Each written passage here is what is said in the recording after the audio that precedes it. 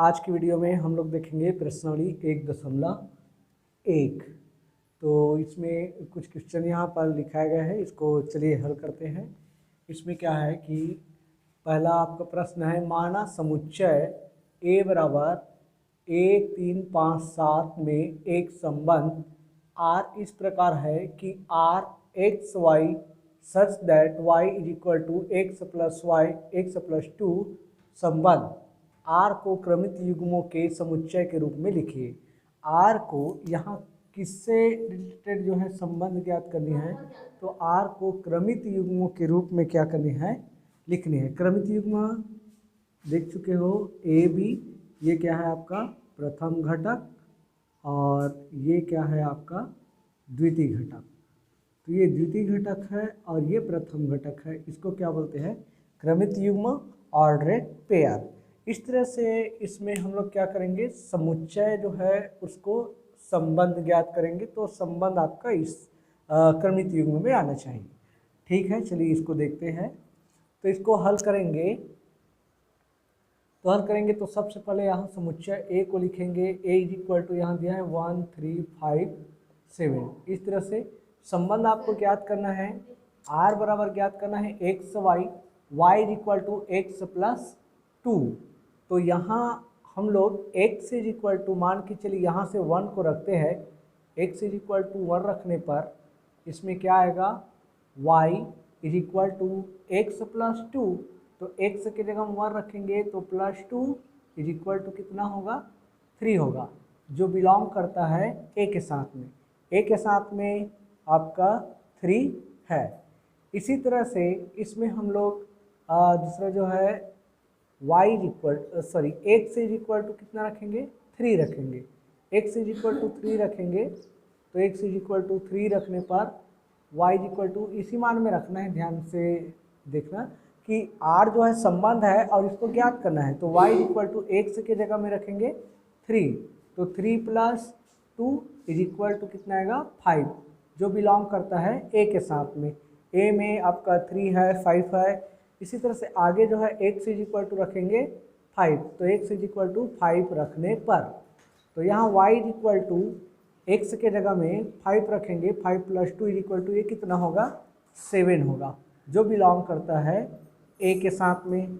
अब x is equal to कितना रखेंगे, 7 रखेंगे। तो 7 रखने पर y is equal to x के जगह में 7 रखेंगे। 7 प्लस 2 इज इक्वल टू कितना होगा, 9 होगा, जो नॉट बिलोंग टू a, क्योंकि इसमें आपका 9 नहीं है। अब इसमें ज्ञात करना है संबंध ज्ञात करना है, r ज्ञात करना है। तो r के लिए क्या दिया गया है यहाँ, x y, y equal to x plus 2, इसमें तो ज्ञात कर ली, इसमें आप मार रखिए। जैसे कि ये तो नॉट बिलोंग टू a के साथ में समुच्चय नहीं, तो इसका संबंध नहीं बनेगा। इसमें क्रम से मार रखिए, ये बनेगा कि r x है, x की जगह में कितना रखेंगे, 1 रखेंगे। y की जगह में कितना मान आया है, 3 आया है। तो इस तरह से उसके बाद इसको आप लोग इस तरह से ज्ञात कर सकते हो, या फिर ठीक है। और दूसरा जो है इसमें मार रखेंगे, x की जगह में 3 और y की जगह में 5, x की जगह में 5 और y की जगह में 7। और यहाँ बनेगा क्या, x की जगह हम 7 रखेंगे, लेकिन y जो है नॉट बिलोंग टू a है, इसलिए ये क्या है आपका आंसर है। संबंध ज्ञात करने के लिए आप इस तरह से इस प्रश्न के अनुसार ज्ञात कर सकते हो। ये आपका दूसरा प्रश्न है। दूसरा प्रश्न क्या है कि माना r is equal to a cube such that a 10 से छोटी अभाज्य संख्या है, ज्ञात कीजिए कि r ज्ञात करना है। r ज्ञात करना है मतलब इसमें संबंध ज्ञात करना है, r का प्रांत ज्ञात करना है, मतलब प्रथम घटक, और r का परिसर ज्ञात करना है, मतलब द्वितीय घटक। तो सबसे पहले यहाँ संबंध को देखेंगे। संबंध क्या है यहाँ, r is equal to a और a क्यूब, और इसको हल करेंगे। तो हल करने के लिए यहाँ a जो है a का मान जो है 10 से छोटी अभाज्य संख्या होनी चाहिए। तो इसमें क्या क्या ले सकते हैं, 10 से छोटी अभाज्य संख्या में मान के चले तो 10 से छोटी अभाज्य संख्या में हम लोग ले सकते हैं 2 है, 3 है, 5 है, 7 है, इसको लेंगे। तो इसमें मार रखिए, आर जो है संबंध ज्ञात करना है, तो आर संबंध ज्ञात करना है, तो आर की जगह में ए है, ए की जगह में पहले 2 रखेंगे और ए क्यूब मतलब 2 क्यूब, तो 2 इंटू 2 इंटू 2, तो इसको गुणा करेंगे तो 2 दूनी 4 और 4 दूनी 8, तो यहाँ आएगा 8। ऐसी नेक्स्ट जो है 3 के लिए करेंगे, तो ए की जगह में 3 और ए क्यूब के जगह में कितना होगा 27। 5 के लिए करेंगे तो ये होगा 5 और ए क्यूब के जगह में होगा 125 और इसके जगह में 7 करेंगे और ये होगा 343। इस तरह से इसमें ज्ञात कर सकते हो। ये संबंध हुआ, ये आपका पहला हो गया, ये पहला ज्ञात कर ली। दूसरा में क्या करना है, प्रांत ज्ञात करना है, आर का प्रांत। तो आर का प्रांत क्या होता है, प्रथम घटक जो है, प्रथम घटक उसको क्या कहते हैं, प्रांत कहते हैं। इसमें प्रथम घटक क्या आएगा, 2 आएगा, इसमें प्रथम घटक 3 आएगा, प्रथम घटक ये 5 आएगा और इसमें 7 आएगा। तीसरा क्या ज्ञात करना है, तो तीसरा इसमें परिसर ज्ञात करना है, आर का परिसर। तो आर का परिसर में द्वितीय घटक को क्या कहते हैं, परिसर। द्वितीय घटक मतलब ये होगा आपका 8 हो गया, ये 27 हो गया, ये 125 हो गया, ये 343 हो गया। ये क्या है आपका आंसर। इस तरह से आप लोग इसमें ज्ञात कर सकते हैं। और नेक्स्ट जो प्रश्न है उसमें आपको ज्ञात करना है स्वतुल्य सममित संक्रामक। स्वतुल्य के लिए क्या ज्ञात किए थे, तो स्वतुल्य के लिए हम लोग ज्ञात किए थे यहाँ कंडीशन। स्वतुल्य के लिए R belong to x x, सममित के लिए ज्ञात किए थे एक्स वाई वाई एक्स, पिछले वीडियो में है। और इसमें ज्ञात किए थे R belong to x y, और एक ट्रिक से बताए थे जी ये वाला कि एक्स वाई जेड सब संक्रामक के लिए, ये संक्रामक के लिए, ये सममित के लिए, ये सतुल्य के लिए एक्स वाई लिख ले, उसके बाद लिख लेना वाई जेड, तो ये हो गया वाई जेड, और उसके बाद आप लोग लिख सकते हो एक्स जेड, तो ये होगा एक्स जेड। ये सतुल्य के लिए है, ये सममित के लिए है, और ये वाला आपका संक्रामक के लिए है। तो ये एक बार देख लेना, ध्यान में रखना। यहाँ से हम लोग इसको क्या करेंगे, जांच कीजिए कि क्या समुच्चय 1 2 3 4 5 6 में आर बराबर ए बी और b equal to a plus 1 करके द्वारा परिभाषित संबंध आर सतुल्य सममित या संक्रामक है, इसी का क्या करना है, यहाँ जांच करना है। तो ठीक है, चलिए इसको जांच करते हैं। यहाँ हल लिखेंगे। सबसे पहले समुच्चय को आप मान लीजिए, माना आर ए इक्वल टू क्या माना है 1 2 3 4 5 6। इसमें आपको संबंध ज्ञात करना है। संबंध जो है आर के लिए ज्ञात करना है, जिसमें आप ए के मान को अलग अलग रखेंगे या फिर बी के मान को अलग अलग रखेंगे, तो फिर इसमें मान आता जाएगा। तो यहाँ मान के चलिए, अगर ए इक्वल टू 1 रखते हैं, ए इक्वल टू 1 रखने पर, तो देखिए इसमें मान रखिए बी इक्वल टू ए के जगह 1 प्लस 1 कितना आएगा 2 आया। तो ए इक्वल टू 2 रखेंगे, ए इक्वल टू 2 रखेंगे, तो ए 2 रखने पर कितना आएगा, बी इक्वल टू ए के जगह में रखेंगे 2, तो 2 प्लस 1 कितना होगा 3। इसी तरह से ए इक्वल टू कितना रखेंगे 3 रखेंगे, ए के जगह में 3 रखेंगे, तो होगा बी इक्वल टू ए के जगह में 3 प्लस 1 इज इक्वल टू कितना होगा 4। ए के जगह में 4 रखेंगे, ये 4 रखने पर, तो बी इक्वल टू ए के जगह में 4 प्लस 1 इज इक्वल टू कितना होगा 5। फिर ए के जगह में 5 रखेंगे, तो ये 5 रख लेंगे, तो बी इक्वल टू कितना होगा 5 प्लस 1 इज इक्वल टू 6। ए के जगह में 6 रखेंगे, 6 रखने पर, तो बी इक्वल टू यहाँ पर कितना होगा 6 प्लस 1 इज इक्वल टू कितना होगा 7। तो इसमें आप लोग आर ज्ञात कर सकते हो। जैसे कि आर ज्ञात करने के लिए हम लोग यहाँ आर ज्ञात करेंगे, इस क्रम में रखिए ए और बी में। ए के जगह में कितना है 1 है, और बी के जगह में कितना है ये 2 है।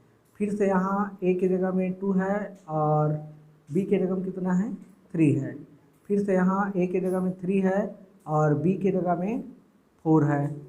ए के जगह में 4, बी के जगह में 5, ए के जगह में 5 और बी के जगह में हो जाएगा ये 6 और ए के जगह में 6 और बी के जगह में 7। तो इस तरह से ये आपका आर ज्ञात कर ले। अब आर ज्ञात कर ले, अब इसमें ज्ञात करना है स्वतुल्य। तो स्वतुल्य ज्ञात करेंगे, यहाँ देख लेते हैं।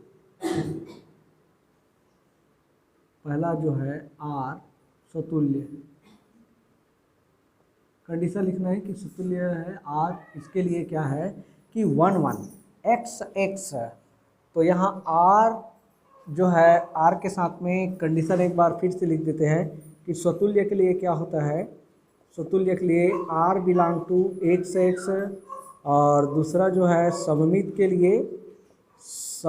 लिए होने चाहिए R belong to x y और वाई एक्स, और तीसरा जो है संक्रामक के लिए होनी चाहिए R belong to x y और एक्स वाई के बाद वाई जेड, और वाई जेड के बाद होनी चाहिए एक्स जेड। इस तरह से होनी चाहिए। तो इसमें देखिए एक्स एक्स मतलब 1 1 इसमें है क्या, 2 2 है क्या, तो नहीं है। तो इसको आप लोग लिखिए कि 1 1 not belong to R, 1 1 2 2 not belong to R, तो ये जो है स्वतुल्य नहीं है। इसको आप लोग लिख सकते हो कि आर स्वतुल्य नहीं है। ऐसे ही दूसरा जो है, दूसरा के लिए देखेंगे तो सममित के लिए एक्स वाई होनी चाहिए। एक्स वाई मतलब इस क्रम में अगर देखें तो 1 2 3 इस तरह से होनी चाहिए। एक्स अगर 1 है तो वाई आपका 2 होनी चाहिए। ये 1 2 है तो इसको आप लोग लिख सकते हो सममित के लिए, सममित के लिए लिखेंगे इसमें तो आर बिलोंग करता है 1 2 के साथ में। इसको इस तरह से लिख लीजिए 1 2 बिलोंग करता है आर के साथ में, क्योंकि एक्स वाई 1 2 है। अब इसमें देखिए वाई एक्स मतलब 2 1 होनी चाहिए, तो इसमें 2 1 है क्या, तो इसमें 2 1 नहीं है, इसलिए इसको लिखेंगे 2 1 नॉट बिलोंग टू आर, मतलब ये जो है सममित नहीं है। इसी तीसरा जो है, तीसरा देखिए तो तीसरा में एक्स वाई मतलब 1 2 होनी चाहिए, 1 2 तो है, तो ये संक्रामक के लिए लिखेंगे। संक्रामक के लिए क्या है 1 2, तो ये 1 2 बिलोंग करता है आर के साथ में। उसके बाद वाई जेड मतलब ये हुआ आपका 2 और ये हुआ आपका 3, तो 2 3 देखिए इसमें 2 3 है, तो इसको भी लिखेंगे 2 3 बिलोंग करता है आर के साथ में। अब इसके क्रम में अगर चलेंगे तो 1 होगा और ये आपका क्या होगा 3 होगा, तो 1 3 इसमें देखिए इसमें 1 3 नहीं है, तो ये जो है 1 3 नॉट बिलोंग टू आर, इसलिए यहाँ संक्रामक नहीं है। तो फ्रेंड्स ये तीनों क्वेश्चन में समझ में आ गया होगा। तीनों क्वेश्चन अलग अलग है कि इसमें आपको सिर्फ क्रमित युग्म से रिलेटेड संबंध ज्ञात करना है, इसमें आपको प्रांत परिसर और संबंध ज्ञात करना है, इसमें आपको स्वतुल्य सममित और संक्रामक ज्ञात करना है। ये तीनों अलग अलग प्रकार के प्रश्न हैं। इसके बाद और नेक्स्ट प्रश्न देखते हैं, तब तक मैं इसको थोड़ा से रफ कर देता हूँ।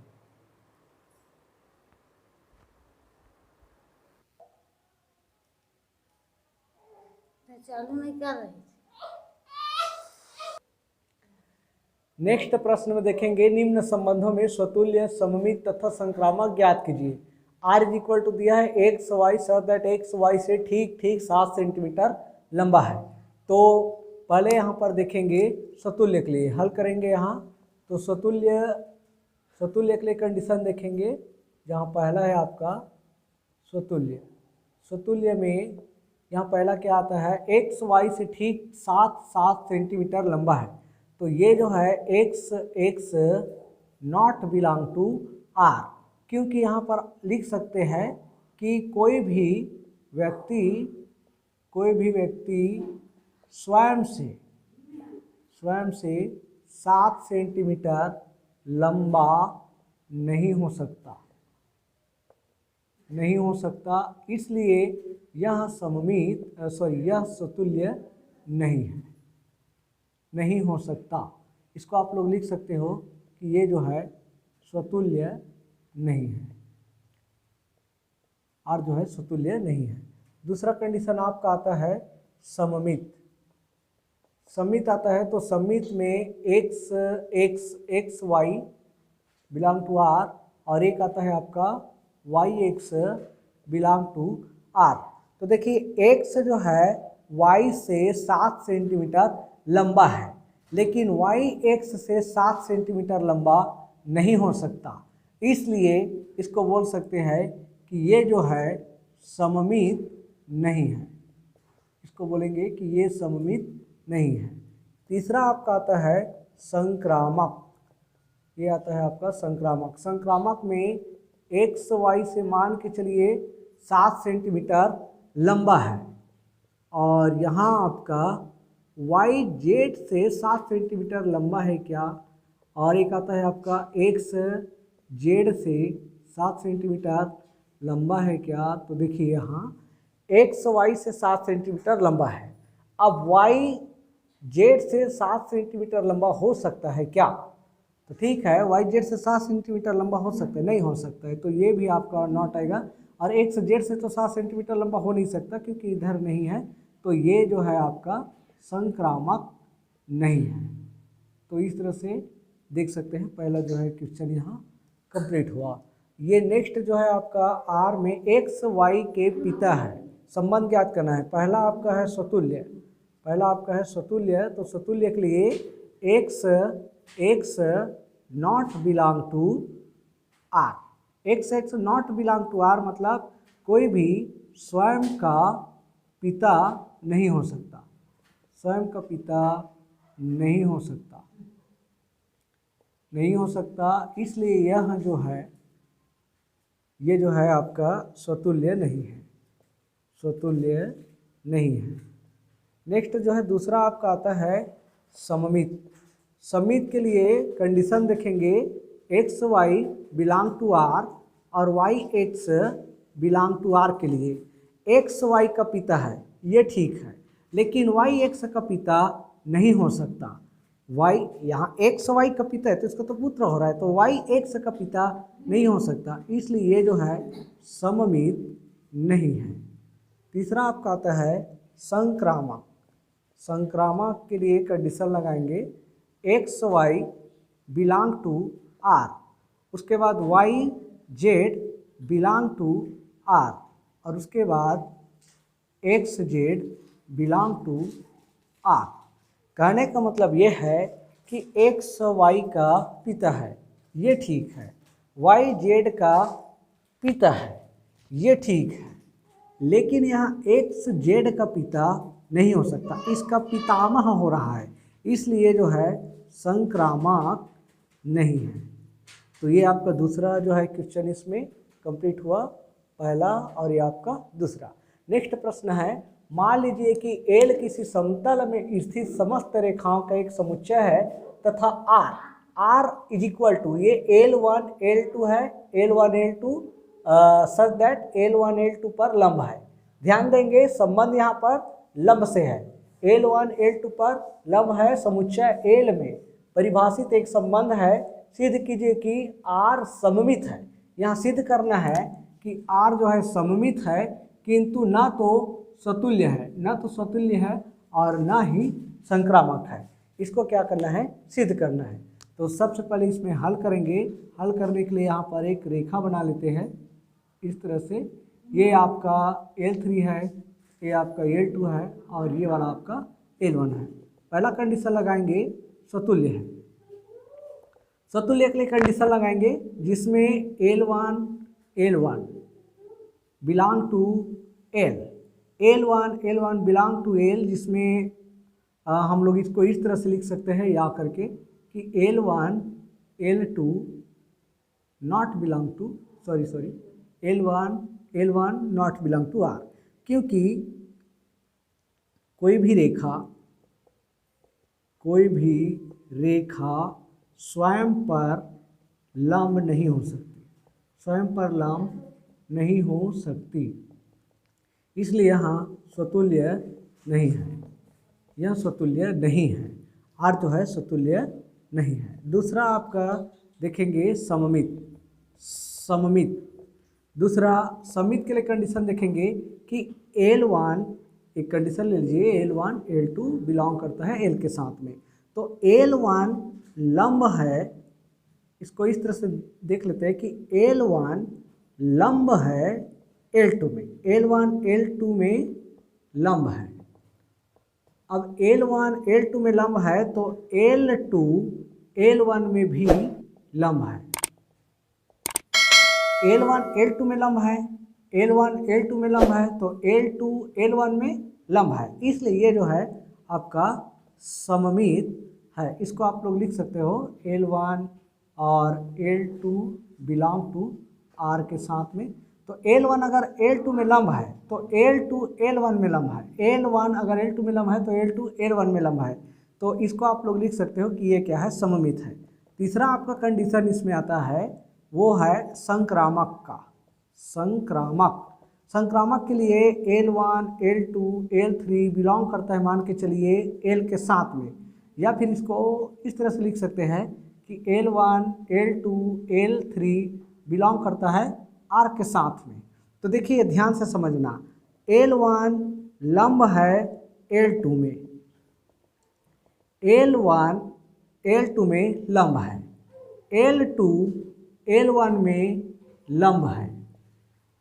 ये यहाँ पर देखिए L1 L2 मान के चलिए इस तरह से अगर ऐसी है तो L2 L1 में लंब है, इसको उल्टा कर दीजिए तो L1 L2 में लंब है। लेकिन यहाँ ध्यान देंगे कि L1 L2 के L1 किंतु L1 L3 के समांतर है, L1 L3 के L1 L3 के समांतर है, L1 L3 के लंब नहीं है, लंब नहीं है, इसलिए ये जो है संक्रामक नहीं है। इसको आप लोग बोल सकते हो कि ये संक्रामक नहीं है। इस तरह से ये क्या होता है, प्रूव्ड होता है। प्रूव्ड होता है मतलब सिद्ध होता है। प्रश्न में क्या है कि समुच्चय L में परिभाषित एक संबंध है, सिद्ध कीजिए कि R सममित है। R जो है सममित है किंतु ना तो सतुल्य है,